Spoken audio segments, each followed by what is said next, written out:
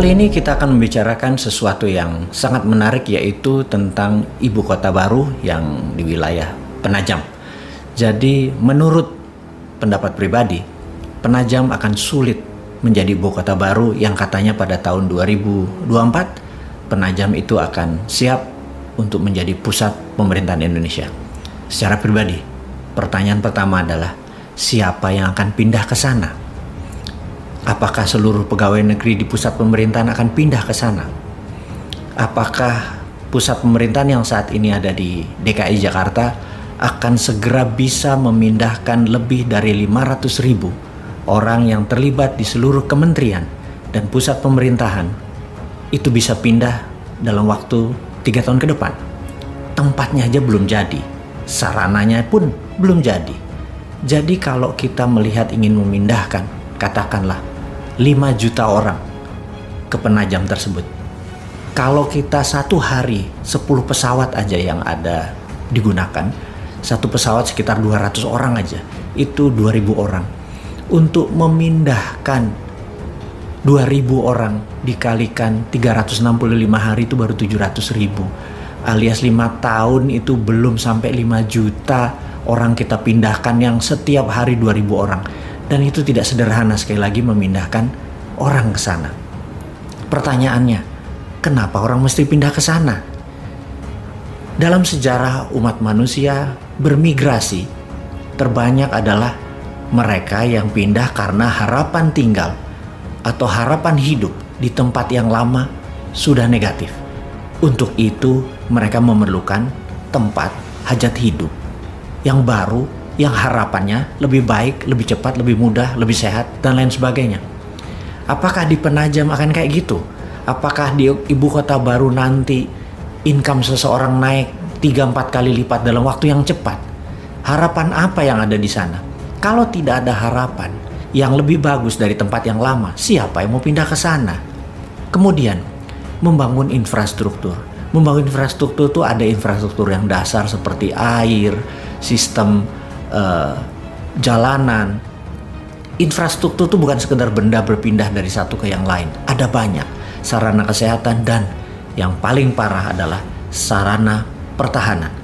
Kita tahu di utara Penajam, di wilayah Indonesia itu ada Malaysia, ada Filipina, ada Tiongkok, yang dengan kapal induknya kita disenderin di Laut Cina Selatan dalam waktu 2 jam itu sudah bisa mencapai Penajam. Dan pangkalan militer di sana tidak ada sama sekali yang bisa mengintercept. Janganlah pernah berkata kita cinta damai, kita tidak ingin berperang dengan siapapun, kemudian kita tidak bersiap. Ingat doktrin dimanapun yang mengatakan kalau kita ingin damai, kita harus bersiap untuk perang. Kita ingin damai, tapi kita harus bersiap untuk perang. Setidaknya pangkalan militer di Kalimantan Timur itu harus tumbuh kira-kira 10 kali atau lebih 10 kali lebih banyak dari, atau 10 kali lebih kuat dari saat ini. Ada intercept radar, ada peluru kendali, ada jet tempur, dan lain sebagainya. Itu belum ada persiapannya sama sekali. Bahkan Kementerian Pertahanan yang saat ini adalah orang yang ingin mencalonkan dirinya di tahun 2024 untuk menjadi presiden berikutnya, itu pun tidak terlihat di buku putih Kementerian Pertahanan akan membangun pangkalan untuk melindungi ibu kota baru di Penajam sampai tahun 2024. Lah kalau dianya tidak membangun atau tidak menyiapkan, bagaimana kalau kita membangun sana sebagai ibu kota baru? Apakah hanya membangun seperti real estate, seperti Bumi Serpong Damai, seperti Alam Sutra? Itu pun memerlukan 20 tahun lebih baru terasa manfaatnya. Jadi kalau dikatakan ibu kota baru nanti akan jadi tahun 2024, saya bisa katakan itu tidak mungkin. Dan banyak yang terbuai bahwa itu mungkin. Proyek itu yang terakhir yang kita mau tanya adalah, sekali lagi kita mau nanya, bagaimana cara membangunnya? Apakah dengan berhutang seperti selama ini? Saat ini aja 7 tahun itu menghutangnya hampir 5.000 triliun. Menjadikan total hutang negara itu hampir 6.500 triliun dan lebih. Ditambah membangun ibu kota baru, itu lebih kali dari 5.000 triliun hanya untuk membangun seluruh infrastruktur di sana dan kesiapan software dan hardware. Kita nggak mungkin membangun kota hanya memindahkan hardware. Di situ harus kayak Wakanda. Di situ harus digital country. Pertama kali menjadi digital ibu kota berdasarkan berbasis teknologi. Dan ini semua tidak siap kita sekarang. Teknologinya asing semua. Membangunnya pakai uang asing. Lalu membangunnya pakai hutang. Di mana kedaulatan bangsa ini? Kalau sebagai proyek mercusuar seperti orang megalomania, ya mungkin aja hal itu bisa dibangun. Tapi sekali lagi, para pejabat di atas dan para pemimpin tertinggi, Anda bukan orang megalomania. Jadi jujur aja, tunggulah masa yang tepat. Saat ini belum tepat.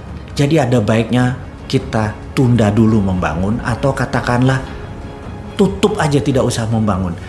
Kita nggak pernah kita menuduh bahwa begitu tidak dibangun, wah lo tidak komitmen. Enggak, kita mengerti. Karena kalau kita dikomunikasikan, Anda sebagai pemimpin adalah directed leader, mengarahkan, menginstruksikan. Kita paham kok. Kalau pakai buzzer, pakai orang bayaran, mereka nggak paham. Mereka hanyalah karena dibayar ya mereka serang aja udah. Pokoknya apa sabdonya Anda di echo aja sama mereka, diamplifikasi aja tanpa melihat bahwa implikasi itu sebenarnya tidak begitu maksud Anda. Sekarang Anda harus menjadi directed leader. Katakan tidak jadi membangun penajam. Katakan akan di-review ulang karena masalah pendanaan. Bukan masalah yang lain. Menurut saya, hemat saya, ini adalah masalah pendanaan. Tapi kalau ditanya, oke, apa kamu cuma mengkritik atau menyinyir doang? Enggak begitu. New Mind punya solusi. Dari dulu New Mind punya solusi. Dan pindahnya pusat pemerintahan tadi bukan ibu kota loh. Jadi membedakan. Kalau Penajam adalah ibu kota dan pusat pemerintahan. Namun kalau New Mind itu berbeda. Ibu kota tetap di DKI Jakarta. Ibu kota. Tapi pusat pemerintahannya kita geser. Kita lihat ada 5.000 hektar pulau reklamasi yang saat ini berada di utara Jakarta. Itu diluruskan. Itu sebaiknya diambil oleh pemerintah pusat. Bukan membangun pulau reklamasi, tetapi kita mengacu sebentar ke fakta dunia. Bahwa kota Amsterdam di Belanda adalah kotanya berada hampir 4 meter di bawah permukaan laut. Apa yang mereka lakukan? Mereka membangun dam yang sangat besar di laut, sehingga air tawar yang ke laut itu ke dam tadi, dan air laut tadi ditutup dengan giant wall yang besar tadi, sehingga bisa melindungi Amsterdam dan dengan kendali kontrol dari sistem perairan tadi. Nah, kita tahu Jakarta sinking atau menurun perlahan. Kalau didiamkan tanpa ada usaha sama sekali, Jakarta akan tenggelam. Yang terbaik adalah buat giant wall di utara Jakarta, menutupi seluruh teluk Jakarta, ditutup dengan giant wall. Dan giant wall ini di dalamnya ada yang namanya 5.000 hektar tadi atau 3.000 hektar tadi tanah yang akan menjadi pusat pemerintahan. Di sana akan kita bangun seluruh gedung-gedung untuk perkantoran, untuk sarana mengendalikan Indonesia, termasuk ada landing craft untuk tamu-tamu negara. Dan ini semua bisa dikerjakan karena produknya 100% lokal.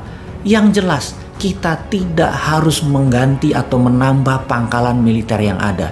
Kita tahu, jika Singapura, Malaysia menyerang Indonesia, Pekanbaru bisa intercept. Jika Malaysia, Tiongkok dan Filipina menyerang Jakarta, Makassar atau Madiun bisa intercept. Juga jika musuh kita dari selatan datang, Madiun bisa intercept. Belum lagi Halim, itu dari sisi angkatan udara. Dari angkatan laut, Tanjung Priuk one of the best. Jadi tidak ada satupun yang kita ubah di dalam sistem pertahanan melindungi ibu kotanya. Jadi selain biayanya murah, tidak antar pulau, ibu kota tetap Jakarta, tapi pusat pemerintahan yang digital, yang Wakandanya, itu ada di pulau reklamasi. Tidak ada ribut-ribut lagi di pulau reklamasi. Yang ada adalah solusi. Ini bedanya New Mind dengan Old Mind.